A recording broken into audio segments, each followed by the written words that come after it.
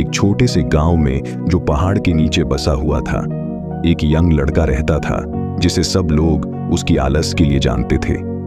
जब गांव वाले खेत और कारखाने में मेहनत करते, वो लड़का दिन भर एक पेड़ के नीचे सोया रहता और सपने देखता रहता था। एक दिन एक ज्ञानी बूढ़ा आदमी उस गांव में आया। जब भी बूढ़ा आदमी भिक्षा मांगने आता, उसने हमेशा उस लड़के को उसी पेड़ के नीचे सोता हुआ देखा। एक दिन बूढ़ा आदमी उसके पास गया और पूछा, बेटा, तू यहां सारा दिन क्यों पड़ा रहता है? खेत में काम क्यों नहीं करता? लड़का आलस से बोला, मुझे सोने दो, खेत में काम करना बहुत मुश्किल है, मैं ये नहीं कर सकता। वो फिर से लेट गया। बूढ़ा आदमी ने उसकी आलस देखकर पूछा, क्या तू अमीर बनना चाहता है? ये सुनकर लड़का थोड़ा सा इंटरेस्टेड हो गया। वो उठकर बोला, हाँ बिल्कुल, क्या आप मुझे अमीर बना सकते हो? बूढ़ा आदमी मुस्कुराया और उसने पहाड़ की तरफ इशारा करके बोला, उस पहाड़ के पीछे एक गुफा है जिसमें एक कीमती हीरा है। अगर तू उसे ढूंढ ले तो हमेशा के लिए अमीर हो जाएगा। लड़का क्यूरियस तो था लेकिन हेजिटेंट भी था। उसने कहा, पर यह पहाड़ चढ़ना बहुत मुश्किल है। बूढ़ा आदमी बोला, अगर तू ये भी नहीं कर सकता तो छोड़ दे। बूढ़ा आदमी जाने लगा, लेकिन लड़के ने उसे रोका और कहा, रुको, मैं जाऊंगा। क्या आप सच कह रहे हो? बूढ़ा आदमी ने उसे विश्वास दिलाया और कहा, हाँ, पर गुफा पहाड़ के दूसरी तरफ है, इसलिए वहां पहुंचना आसान नहीं होगा। लड़का हीरे के सपने से एक्साइटेड हो गया और अपनी यात्रा शुरू कर दी। पहाड़ चढ़ना बहुत मुश्किल था और जल्दी ही वो थक गया, लेकिन ठंडी हवा और हीरे के ख्याल ने उसे आगे बढ़ने के लिए प्रेरित किया। बहुत संघर्ष के बाद वो पहाड़ की चोटी तक पहुंच गया। वहां का मनोरम दृश्य देखकर वो हैरान रह गया और उसे एक अलग ही तरह की सफलता महसूस हुई। अब नीचे उतरने का समय था और ये और भी चैलेंजिंग और डेंजरस था। वो कई बार गिरा, लेकिन हीरे का विचार उसे आगे बढ़ने के लिए मजबूर करता रहा। आखिरकार वो गुफा तक पहुंच गया, लेकिन गुफा खाली थी। वहां कोई हीरा नहीं था। उसने कई बार ढूंढा, लेकिन हर बार वही नतीजा। वो बहुत निराश हो गया और सोचा, बूढ़ा आदमी ने मेरे साथ ऐसा क्यों किया?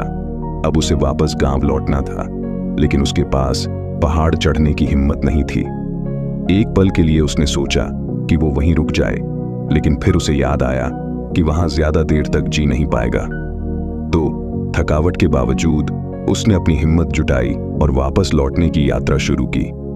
बहुत संघर्ष के बाद वो वापस गांव पहुंच गया और सीधा बूढ़ा आदमी के पास गया। बूढ़ा आदमी उसे देखकर मुस्कुराया और बोला, ओह, तुम वापस आ गए। गुस्से और उलझन में लड़का बोला, आपने मुझसे झूठ क्यों बोला? वहां गुफा में कोई हीरा नहीं था। बूढ़ा आदमी ने दया भरी नजरों से देखा और बोला, लेकिन मुझे लगता है तुमने हीरा पा लिया है।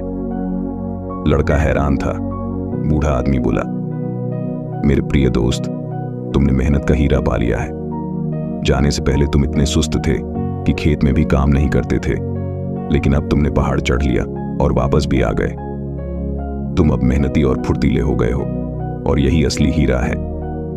इसके साथ तुम अपनी जिंदगी में कुछ भी हासिल कर सकते हो। ये सुनकर लड़का समझ गया कि बूढ़ा आदमी सच कह रहा था। उसने महसूस किया कि वो हमेशा से महान चीजें करने में सक्षम था, लेकिन उसकी आलस उसे रोकती थी। अब उसने समझा कि उसके पास मेहनत का हीरा है, और इस नए विश्वास और डिटर्मिनेशन के साथ वो अपनी राह की कोई भी रुकावट पार कर सकता है। उस दिन के बाद उसने अपने खेत में मेहनत और लगन से काम करना शुरू कर दिया। अपनी जिंदगी में अगर हम देखें तो हमें भी अक्सर आलस और टाल मटोल का सामना करना पड़ता है। ये कहानी खूबसूरती से बताती है कि आलस का असली कारण क्या है। आलस का प्रमुख कारण है मोटिवेशन की कमी। जब लोगों के पास जिंदगी में कोई क्लियर पर्पस या गोल नहीं होता तो वो आलस महसूस करते हैं। कहानी में लड़का शुरू में आलस करता था, लेकिन जब बूढ़ा आदमी ने उसे हीरे के बारे में बताया तो वो मोटिवेटेड हो गया। इसी तरह जब हमारे पास जिंदगी में कोई गोल नहीं होता तो हम डीमोटिवेटेड और सुस्त महसूस करते हैं, लेकिन एक गोल और उसे पाने की मजबूत इच्छा हमें आलस को भगाकर अपने ऑब्जेक्टिव्स की तरफ मेहनत करने के लिए प्रेरित कर सकती है। दूसरा कारण है आसान विकल्प। लड़का अपने गांव में आराम से था क्योंकि उसके पास आसान एक्सेस था खाने और रहने का। लेकिन जब उसने पहाड़ के पार गया तो उसने महसूस किया कि वहां बिना मेहनत के जी नहीं पाएगा। ये आसान विकल्प की कमी ने उसे काम करने के लिए मजबूर किया। हमारी जिंदगी में भी जब तक हमें आसान ऑप्शंस मिलते हैं, हम अपने आप को पुश नहीं करते। अगर हम अपने आप को ऐसे सिचुएशंस में डाल देते हैं जहां सफलता ही एकमात्र विकल्प होता है, तो हम अपने आलस को दूर करके ज्यादा डिटरमिन्ड हो सकते हैं। तीसरा कारण है अपनी क्षमताओं को नहीं पहचानना।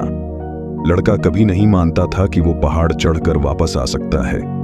जब उसने ये हासिल किया तो उसका विश्वास बढ़ गया और उसने अपनी पोटेंशियल को समझा।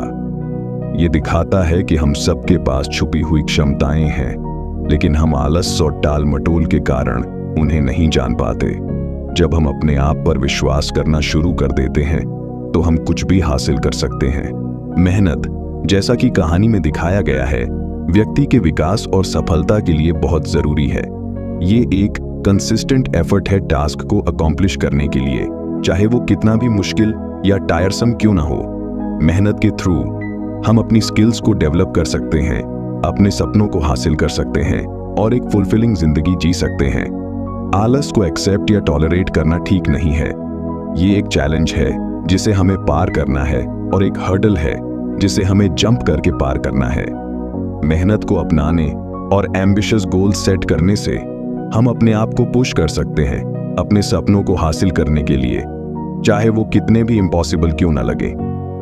तो आइए हम आलस को पार करके अपने अंदर की छुपी क्षमताओं को हार्नेस करें और एक सफल और फुलफिलिंग जिंदगी की यात्रा शुरू करें, ये जानकर कि असली हीरा हमारे अनवेवरिंग डिटर्मिनेशन और हार्डवर्क में छुपा है।